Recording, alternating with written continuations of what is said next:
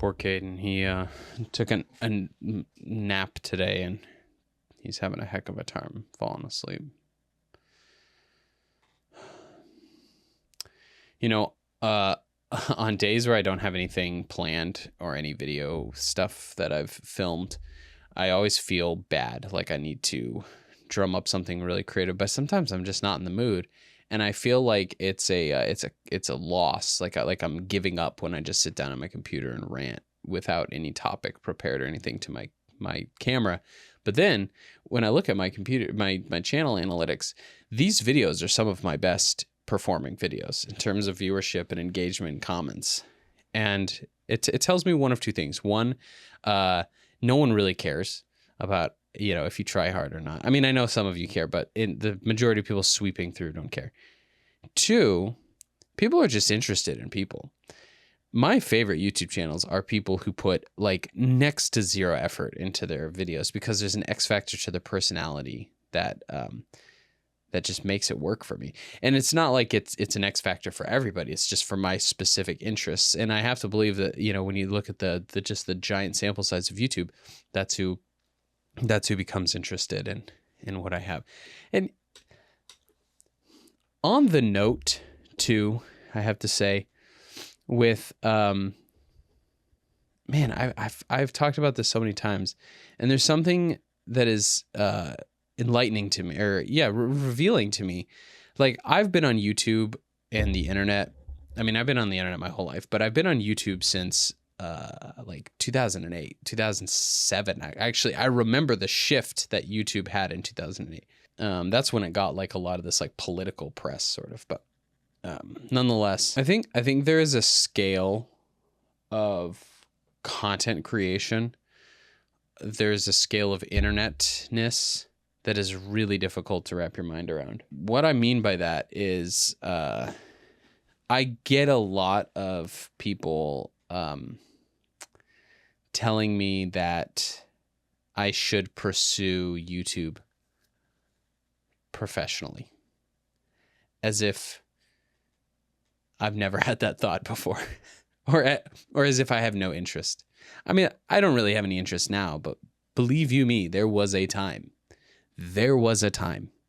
where I put in so much more effort and had so much more of an interest and so much more hope and promise. And I made vastly less progress in terms of growing this channel than I have in the last 3 years, even, if you can believe that.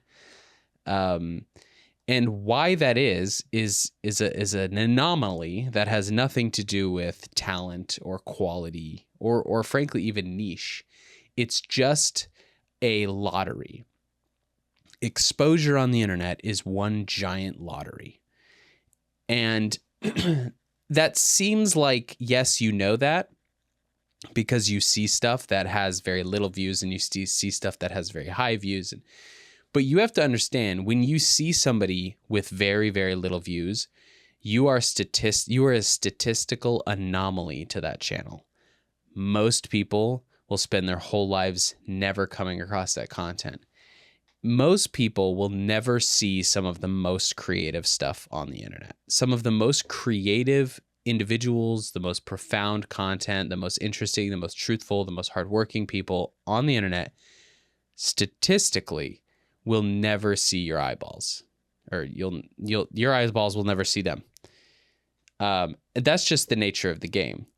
To give an example, I feel like I should pull up the numbers here. Hold on. To play in the NBA, your statistical chance of doing so is 0.01% chance. That's your chances of making it into the NBA is 0.01%. Your chances, in terms of statistical data, of getting monetized on YouTube and making at most $25,000 a year is 0.01% chance. So I have the same odds of playing in the NBA as I do with making $25,000 a year on YouTube. So I know, oh, well, you have a better chance because of this, or what my point being is that it's not as clear cut. There's no business plan. You can't write out a business plan for making it on YouTube. Doesn't mean it's not worth trying. It doesn't mean that you're wasting your time for trying. But it doesn't mean that the reason you're not partnered with YouTube is for a lack of trying. And when you see people who are making a full-time living or more on YouTube, statistically, they are just such an anomaly. I mean, it's just unbelievable. Just like people playing in the NFL are just such a statistical anomaly. If you're in the Olympics, you're just such a statistical anomaly. There is a huge meritocracy there. You can be really, really good and get noticed.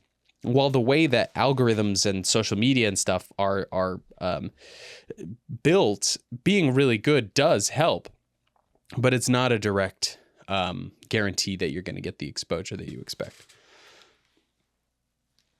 Again, do I one day hope I could make a living off of YouTube? Yeah, but the thing is my only desire is to make a living making videos, and I already do that. So I make a significant amount more than I would if I pursued YouTube full time, probably ever. Like, even if I grinded it out for the rest of my life.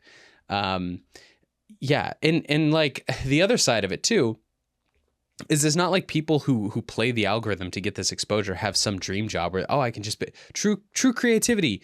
All big YouTubers do is talk about having to make brand deals and meeting those deadlines and playing up the new thing that the algorithm wants to see, creating their thumbnails. Well, now this is the hot thumbnail, or this is this trend, or, my audience doesn't like this content, so now they want to see more of this. And so your creativity is still stifled and stuffed into a box. And I don't have that. I have this beautiful thing of like, I can throw up anything I want. And still I feel it. Remember the beginning of this video? Still I feel that pressure. It's weird. It's a weird psychological thing. But yeah, I mean, it is more valuable to me to just have fun with this and to experiment than it is to try. And, I'd have to get rid of the day in the title. I'd have to make a thumbnail for every video, which I don't want to do. I'd have to spend a ton more time on editing. I definitely couldn't make like a running video one day and then a rant the next day, because channels that do that just are like mine. They just sputter, they don't go anywhere because they can't get any traction, because you have to garner a specific audience who want to see a certain thing from you. And I don't have the time, energy, or care to do that. So there's that. Hey, did you know that cow tipping isn't real? That's another thing that, I had cows growing up, and I learned pretty quickly that cow tipping was a complete myth, but it's still funny, the amount of adults that I hear who claim that they used to tip cows as children. And then when you explain to them that it's fake, it's not like they're like, yeah, I know, they're like, no, it's real. And they get like defensive. It's so funny. It's like, you're an adult. You've obviously never been around a cow if you think that cow tipping is something that you can achieve. Cows weigh as much as a small car. They're extremely in tuned with their senses. They're very skittish. They can see 360 degrees around them. They don't generally sleep standing up. They sleep sitting down. They do have the ability to balance. They're not giant cardboard cutouts. They have dynamic balancing. Also, they'll kick the shit out of you and they'll stomp on you. Like, if you've been around cows, you wouldn't dare try to do that. And also just mostly good luck. What are you going to get 7 people to go over there and tip a cow? It's a goof. It's a joke. It's a prank. It's just it's an old wives' tale. It's like an old myth that they tell you around the fireplace. The other thing that with this massive use of ChatGPT, I've sort of like intentionally just realized how much stuff I don't have to buy in terms of software that this replaces. So a couple quick examples. One is like just basic image conversion. I want this JPEG into a PNG. I want this I want this video to go from 50 megabytes to 3 megabytes. You just put it in there and you tell it to do it, and it does it. And I'm thinking, like, that's what I used Media Manager for. That's what I used Photoshop for a lot. And even if it's just as easy to put something in Photoshop and convert it out, export it into a PNG, it's just easier when it's already in your browser and you just drag and drop and tell it and go. Like, I don't even have to open Photoshop. Just the time to watch my little bouncing icon open up, it's already done. Another thing is like creating animated GIFs can be kind of a convoluted process, especially if you're trying to compress them down or whatever. You can upload a video to ChatGPT as long as it's under 500 megabytes, which is pretty large, and give it the time, the time markers that you want to be an animated GIF. It spits it out. Again, you can be like specific with dimensional size and compression rates and things, and it can do that. That's just one example. Another one is like, I had this idea. I've used MyFitnessPal a lot for tracking calorie counting, and while I haven't really been doing that as of late, I was kind of thinking about like I was making a recipe for some enchiladas. I asked it because that's, I mean, if you, of all things to use ChatGPT for, recipes, beautiful. It just gives it to you. You don't have to do any of that internet cliche stuff with the ads and all that. It just tells you. And then if you don't have something, you just be like, yeah, I don't have that. And then it gives you alternatives or options or switches the whatever. But I asked it, I said, what's the calories of this meal? And it broke it down into serving size. What was particularly nice is that it adjusted it based on adjustments I had asked it to make in the recipe. So for example, it called for beef. I didn't have beef, so they weren't beef enchiladas. Instead, I made like beans with peppers and onions inside of the enchilada. And it gave me the caloric output for that as opposed to the beef ones. If I just read a recipe, there would be no dynamic back and forth with it. And I'm like, damn, that's kind of crazy. And there's lots of apps that do that. There's lots of calorie counting apps, but I can tell it, like, hey, I had like, a little bit of rice and chicken or whatever, and it can give me the caloric output. And this isn't just ChatGPT. I mean, I'm sure you can do that with Gemini or all these things. Also with, just simple running stuff. I was asking it about like, hey, could you, like I have a race on this day. I want to get to this average weekly mileage. I have this much time. What would you suggest sort of a running schedule? And while what the running program it gave me wasn't like, I don't know, I can't vouch for it. It wasn't bad. I mean, it's a great starting point. But what was most helpful is that I could talk to it actively about like, this is when the race is happening. This is how much time I have.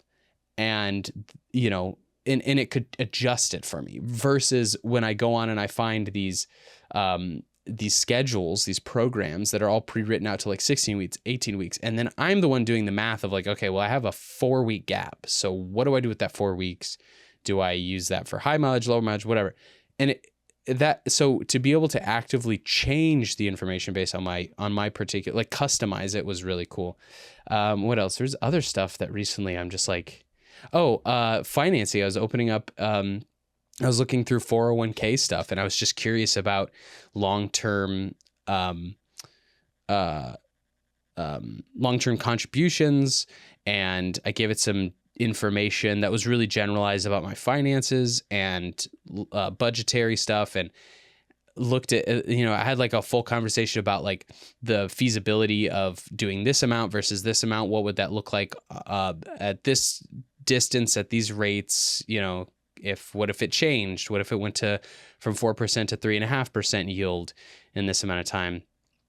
And I mean, that's just a calculator. That's like Wolfram Alpha, but still, there's just a lot of things that I notice I'm doing with ChatGPT that I have seen either direct or in the same universe, types of software and apps and services that are paid, and I can do it all through chat. And pretty nuts, I gotta say. I'm not going to go into the whole AI thing. I've gone into it enough, and there's plenty more down the pipeline, so I'll spare you for this video. But just from a casual consumer, like, there's some pretty cool things. Another thing is I've been using it. I've been taking pictures of my receipts from the grocery store, another financial thing. and it reads out the receipt. I don't have to type it all in. It reads it out, and therefore I can copy and paste it into a different software just because I don't know. I'm not super familiar with how ChatGPT's memory works, and I don't really care to use it as a storage place. Anyways, so I put it into somewhere else.